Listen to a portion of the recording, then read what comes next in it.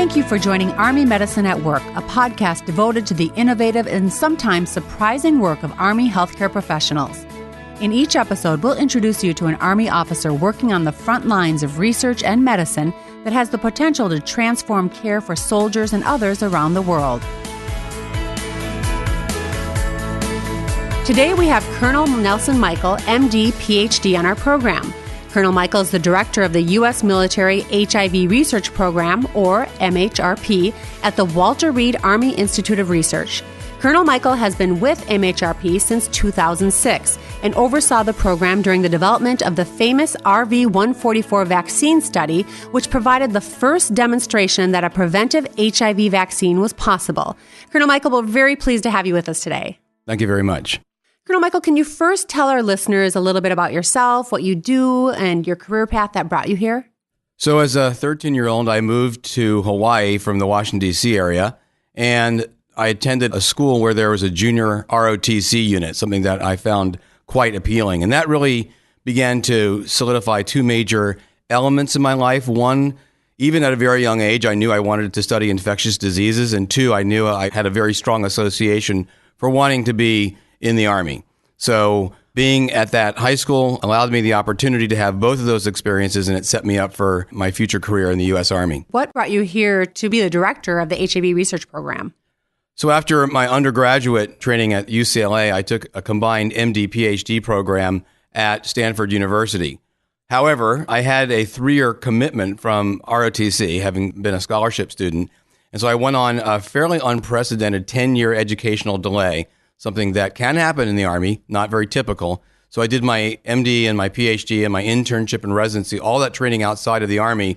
At the 10-year mark, the U.S. Army Medical Command gave me a phone call saying, that's enough, time to come join the fold. And I only had a 3-year commitment, so I thought I would only be in the Army for about 3 years. I was pretty successful early on at doing research, had lots of opportunities to go to academia, but at the 3rd and the 6th year of my service, both opportunities for me to be recruited outside, and I was recruited, I decided I had a better opportunity to really impact soldier health and world health by staying in the United States Army. So I have spent my career at the Walter Reed Army Institute of Research. I've done science, I've done medicine, I still see patients, and I remain at age 59 as happy as I was when I joined the military quite some time ago.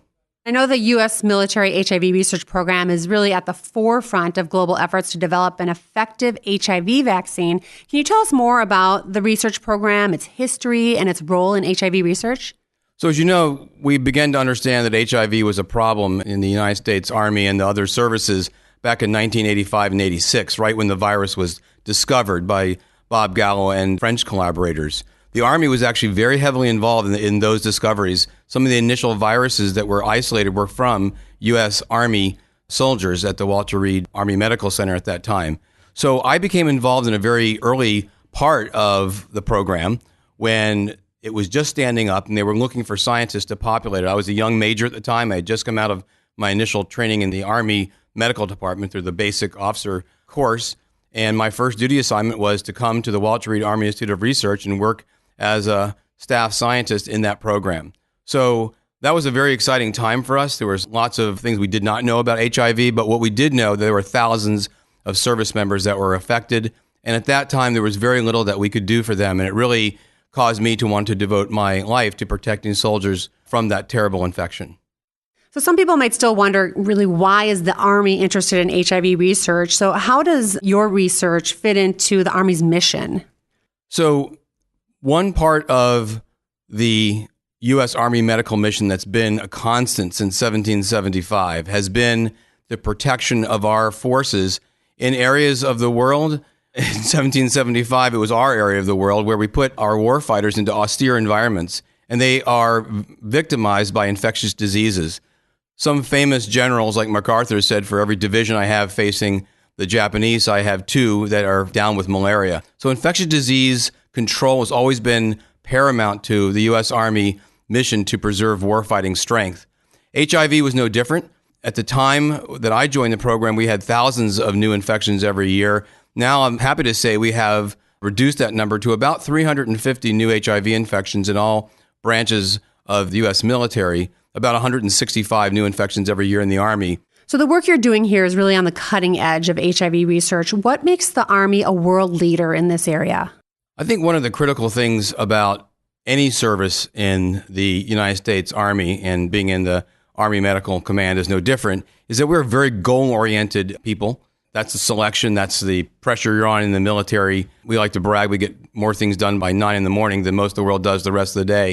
And I think that sense really suffuses the research programs as well. There have been many attempts at developing an HIV vaccine as an example. There's only been one vaccine trial that's ever shown any glimmer of efficacy, and that's the Army-led study called RV144 that we reported out of Thailand in 2009. I'm happy to say that our program, working with other elements in the U.S. government, especially the National Institutes of Health, as well as academic units both in the United States and overseas, we are only a couple months away from taking the vaccine that was tested successfully in Thailand. We've retooled it to work in sub-Saharan Africa, and a study asking whether or not the same vaccine type could work in the Republic of South Africa will start literally in about 2 months.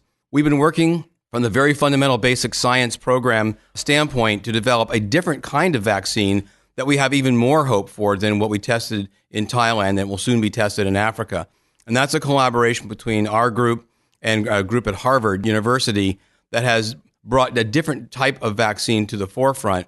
We've published those in some of the best biomedical journals in the world, to include Nature and Science and Cell.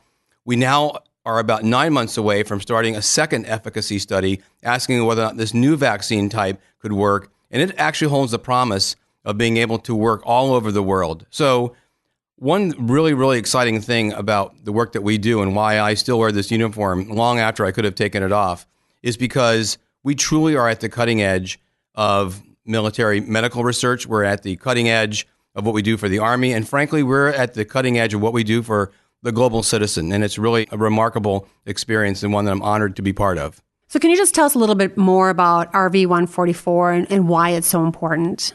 So there have been a number of trials before RV144 and after that have tried to show efficacy, and they have all not succeeded. In fact, one very famously, just about a year before we announced our positive results, actually showed that the vaccine being tested increased the chance you could get HIV infection. That's the last thing you'd ever want a vaccine to do, and almost destroyed the field. So the fact we came in a year later and said we had a significant amount of efficacy was really energizing for the field, but I think it also preserved the entire concept that an HIV vaccine was possible.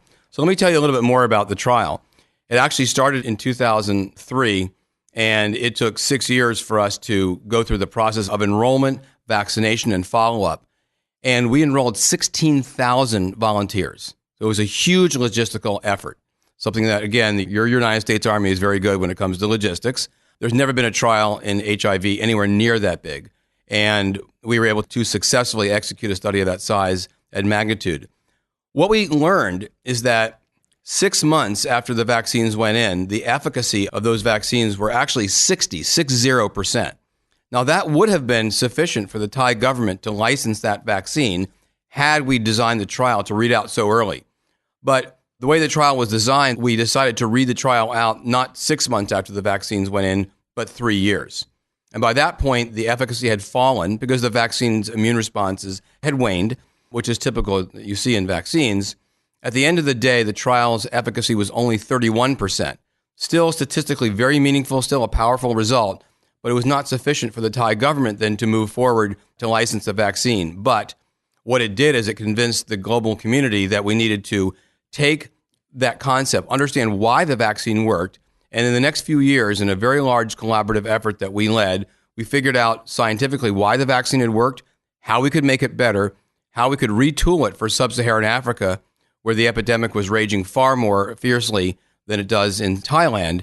And now we're on the verge. Literally 2 months from now, we will go into a new efficacy study in the Republic of South Africa to ask whether or not this vaccine is effective in areas of the world where the HIV epidemic is still raging. So the military HIV research program really emphasizes studying early stages of HIV infection. Why is that so important? So in a study that we just published in the New England Journal of Medicine just a few weeks ago, we really powerfully showed what happens in literally the first few days of HIV infection. We went into areas of Thailand and areas in East Africa where the HIV incidence is extremely high. We went into populations where we would test individuals on a Tuesday and on a Thursday. On a Tuesday, they would be negative for HIV infection, and on that Thursday, they will be positive. This is by far the earliest that people have ever systematically identified infection this early. Why is that important? What we know about HIV infection now is that there's really a very, very short honeymoon period in which you can intervene to try to block HIV infection and reduce what we call the viral reservoir. So HIV, when it infects you, actually, like cancer, the virus gets into your cells, gets into your chromosomes. And within the first few days, that process starts. Within the first few weeks, that process is virtually complete. We're now in a position of intervening sometime before the reservoir is fully established. This has now allowed our program, which has traditionally not dealt with therapeutics, we deal with prevention. This has now allowed us to develop a brand new program where we're looking for the possibility of curing HIV infection, something that people would have laughed about 15 years ago. Now there's a very large effort in the field, largely based on the work that we've done to identify very, very early infections like the study I just described that was published recently. We're now going into those populations where we detect infection very early, treating with antiretroviral drugs, but also using novel interventions like vaccines that you can use for therapy, like certain kinds of antibodies that are very potent against the virus, and certain kinds of new medicines that push the virus out of the reservoir and make it more susceptible, more vulnerable to those other modalities that I mentioned. So these are really exciting studies. They actually have just launched in Thailand. Will launch very soon in East Africa. And once again, we find the U.S. Army is helping to lead the field in terms of now working on cures for HIV infection. Well, it has to be a huge advantage to have access to field sites in HIV endemic regions of the world. Is that unique among research institutions? I would say that it has now become more mainstream. If you went back to the late 1980s and the early 1990s, the National Institutes of Health was focusing largely on the domestic problem for HIV infection, where the U.S. military, as we classically do, we work in areas of the world where we expect to put our forces into harm's way. So we've been working in places like Thailand for almost 2 generations. We've been working in East Africa since in the late 1950s. We've been working in some of the newer places where MHRP, my program, has worked in places like Nigeria since 2004, Tanzania, and Uganda since 1998. We like to say that our program is not a date, it's like a marriage. We have very, very long-term relationships. We have developed African and Thai scientists to become world-class. If you actually go to or visit our programs, you might see one person, maybe at most 2, that would look like me. Everyone else would be from the countries where the work occurs. Their best and brightest physician scientists come from places like Tanzania and Uganda. And we've helped train now a number of generations of scientists in these environments. And this is critical. If you think about the United States Army coming to areas of the world where people don't have a lot of resources, they're up against some pretty tough diseases. If the United States Army is in those environments testing experimental therapies, that could be something that could be viewed in a very negative way. So we really, really pay attention to what has been known as community engagement. We use very, very well-described principles that are embraced by the World Health Organization and by other national normative bodies that exist in these countries and exist across the globe. We have developed incredible trust in these communities, and this has allowed us really to be able to be in a position to influence public health locally, as well as do the kinds of experimental medicine that is important for both our own warfighters as well as for global citizens. And people might be surprised to learn that part of your research program includes actually serving the communities in which your field sites are located. Can you tell us a little bit more about that? So you might be aware of now the largest bilateral health assistance program ever executed in history, called the President's Emergency Plan for AIDS Relief, or PEPFAR. It's about $5.3 billion a year. This is the United States government's effort to reduce the burden of HIV infection and the suffering because of HIV/AIDS in the world. When I first heard about this program, President George Bush announced it in 2003. The person that sits in the seat that I now sit in is named Debbie Birx. She immediately saw the vision for why we wanted to become involved in this program. Her vision at that time was that anyone in Africa that might be coming to one of our research stations would never have to be in the dilemma of saying the only way they could get access to more advanced care for HIV infection would be to join one of our experimental studies, because that would be inherently coercive and not ethical. I will tell you that was a very, very novel concept at that time. It's become more mainstream. But her view was, we will develop programs under PEPFAR, we'll become involved in PEPFAR, and we will make sure that we saturate the areas where we do science, and so that we do global health, we develop community trust. This was her idea back in 2003 and 2004. When I took the program over in 2006, we obviously carried this forward. Colonel Birx is now Ambassador Debbie Birx. She now runs the entire PEPFAR program under Secretary Kerry. She's the Global AIDS Coordinator. So that vision really, back in 2003, as we executed it, has put us in a very enviable position to have gained enormous amounts of trust. Every day, about 225,000 human beings in Africa get a pill in their mouth that keeps them alive because of HIV infection. This is what the United States Army is doing on the ground to ensure that as we work on soldier health, we're also not ignoring the fact that we are part of the global community. So, Colonel Michael, what's next for you, and what does research really look like for the next generation? So maybe some people would say, I just don't know when to quit and take this uniform off, but I have never been more professionally satisfied in my life. I was trained at Harvard and Stanford. I have almost 300 publications in the literature. I could go anywhere I wanted to. I stay in the United States Army because it is a wonderful environment. I work with the best and brightest people. We have critical missions. I've been deployed. I see patients when I'm not doing science. I am about as professionally satisfied as anyone that I know that is a counterpart to me, but is in academia. I love going to the hospital and serving on internal medicine teams, because there I get to meet young military medical students, and I meet the interns and residents and fellows. And I try to be an exemplar for them that you can be rigorous in science, but we still take care of patients one at a time. And the art of medicine is still very much alive. But medicine and science used to be fields that were a bit disparate. They increasingly are coming together. And the best and brightest physicians, the ones that will best take care of all of us, are the ones that aren't afraid of science, but embrace it, understand it, and use it to better their ability to deliver care. So I'd like to continue to be an example for those individuals. And I still love working with medical students and interns and residents and fellows. They keep me younger. I learn a lot from them, and hopefully they learn a little bit from me. So I think the future is incredibly bright for military medical research, especially in the United States Army. It's been a proud tradition for us since the Revolutionary War, and it continues, and I think that the future is bright, and I hope that others come and work alongside us. Colonel Michael, thank you so much for being our guest today and sharing the important work you're doing at the Military HIV Research Program at the Walter Reed Army Institute of Research. Thank you very much.